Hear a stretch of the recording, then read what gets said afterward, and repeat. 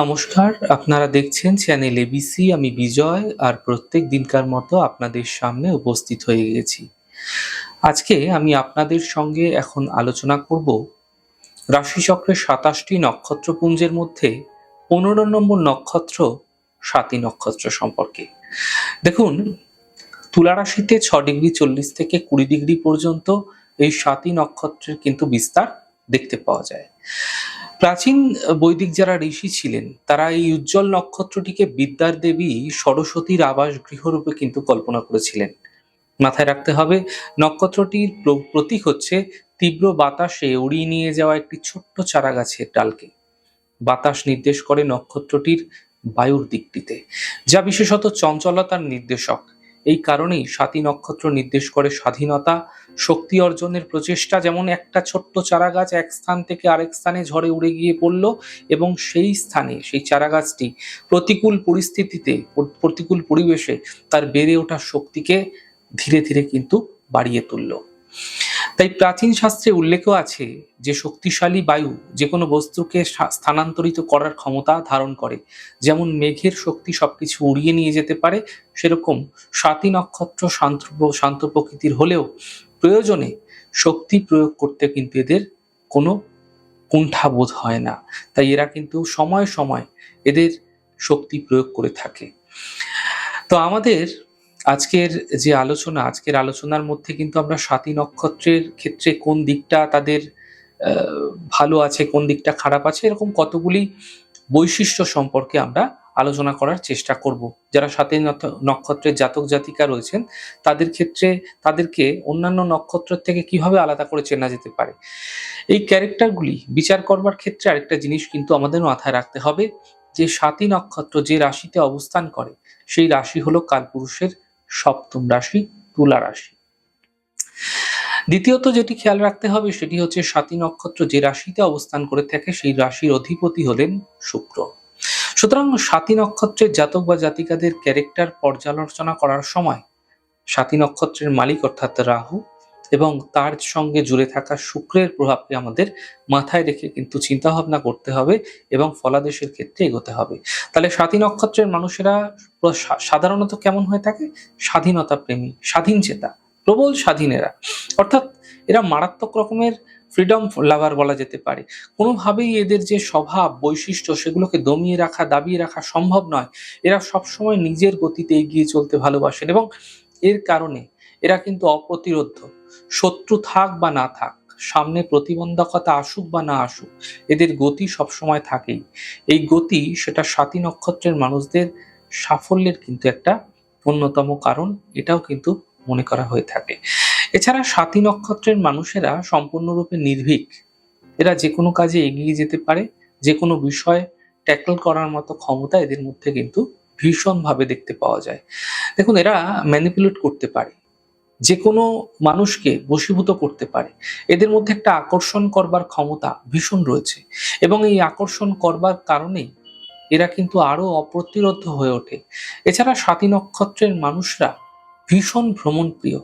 এরা বহু দেশ, বহু জায়গা ঘুরতে ভালোবাসে এবং সেখান থেকে জ্ঞান আহরণ করতে কিন্তু তাদের ভীষণ ভালো লাগে। সাধারণ জীবনযাত্রা সম্পর্কে তারা জানতে পছন্দ করে থাকলেও তাদের ঘুরে বেড়াতে, ভ্রমণ করতে সবথেকে বেশি ভালো লাগে। তারা ঘোরাফেরার মধ্যে থাকে সারা বছরে কখনো না কখনো। কোনো কোনো সময় এরা কিন্তু দেখা যায় বাণিজ্যের কারণে হতে পারে, ব্যবসার কারণে, কর্মের কারণে এবং নিজেরা হঠাৎ করে ভ্রমণও করে থাকেন, মাসে হোক বছরে হোক। বাণিজ্যের প্রবণতা স্বাতী নক্ষত্রের মানুষদের মধ্যে দেখতে পাওয়া যায়। প্রত্যেকটি ক্ষেত্রে এরা কিন্তু আয় এবং ব্যয়ের হিসাব করতে সক্ষম হয়ে থাকেন। ফলে এদের জীবনে লস, ক্ষতি, হেরে যাওয়ার প্রবণতা অনেকটাই কম হয়ে থাকে। এছাড়া স্বাতী নক্ষত্রের মানুষরা কিন্তু ভীষণ প্রেমিক প্রকৃতির হয়ে থাকেন। তবে এদের প্রেম কিন্তু এক জায়গায় সীমাবদ্ধ থাকে না। অত্যন্ত রোমান্টিক এবং প্রেমের ক্ষেত্রে সুপুরুষ এই মানুষগুলি একাধিক প্রেমেও অনেক সময় দেখা গেছে এরা আবিষ্ট হয়ে থাকেন। এই ক্ষেত্রে যেমন শুক্র এবং রাহুর প্রভাব থাকে, তেমনি তার দেবতা বায়ু, তারও একটা ইম্প্যাক্ট সেটাও কিন্তু আমরা এখানে দেখতে পাই। দেবতা বায়ু তিনি কিন্তু বহু প্রেমে মত্ত এবং হরিণ অতি দ্রুত গতি হয় তার বাহন। তবে স্বাতী নক্ষত্রের মানুষদের একাধিক প্রেম থাকা সত্ত্বেও কোনো কোনো সময় পরক্রিয়া প্রেম, থাকা বা কোনো কোনো সময় বিবাহিত জীবনে একটা অবৈধ সম্পর্কে জড়িয়ে পড়া, এমনটি কিন্তু এদের ক্ষেত্রে দেখা যায়। তবুও এরা বৈবাহিক জীবনে কিন্তু সাধারণভাবে সুখী হয়ে থাকেন।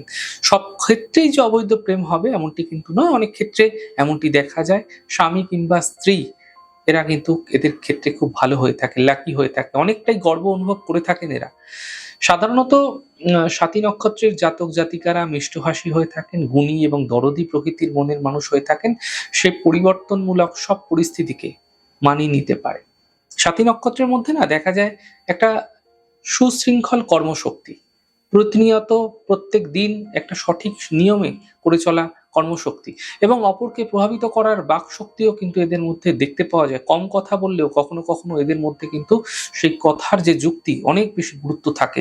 এই নক্ষত্রের জাতক প্রায়ই ব্যবসায়ী মনোভাবাপন্ন হয় এবং ব্যবসা বাণিজ্যে চতুর হয়ে থাকে।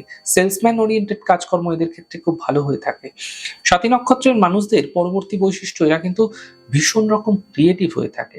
এরা সবসময় নতুন করে কিছু একটা করবার যে চেষ্টা, নতুন কিছু একটা পাওয়ার আকাঙ্ক্ষা এদের ক্রিয়েটিভিটিকে আরো বেশি বাড়িয়ে দেয়। মানসিক দিক থেকে এরা যে বিরাট মুক্তমনা হয়ে থাকেন তা কিন্তু কখনোই বলা যাবে না।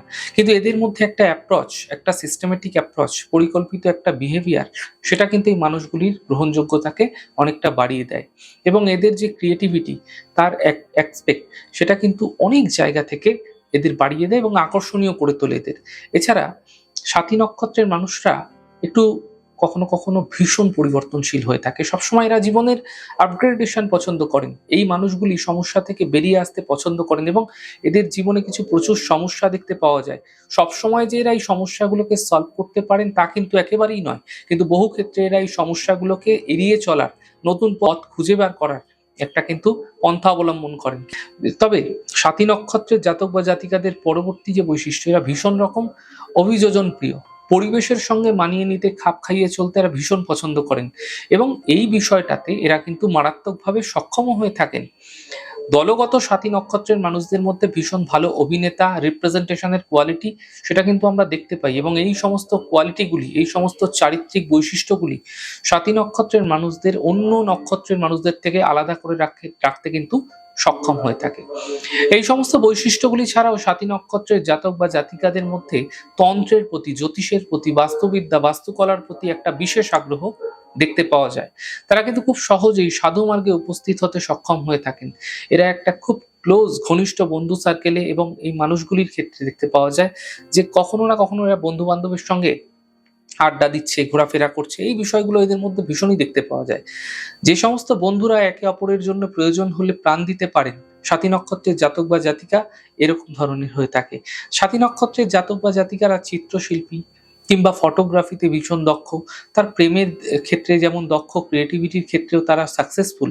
এরা পড়াশোনার ক্ষেত্রে অনেকটা এগিয়ে যেতে সক্ষম হয়ে থাকেন এবং শিক্ষা ক্ষেত্রে জ্ঞান লাভ এবং ভীষণভাবে এরা পছন্দ করেন জ্ঞানের গভীরতাকে। দেখুন, স্বাতী নক্ষত্র নিয়ে আরো অনেক কিছু বলার রয়েছে। নক্ষত্রের আলোচনা চলতেই থাকবে। আরো আলাদা আলাদা বিষয়গুলোকে আমি আপনাদের সামনে স্পেসিফিক ভাবে প্রত্যেকটি নক্ষত্র সম্পর্কেই তুলে ধরার চেষ্টা করব।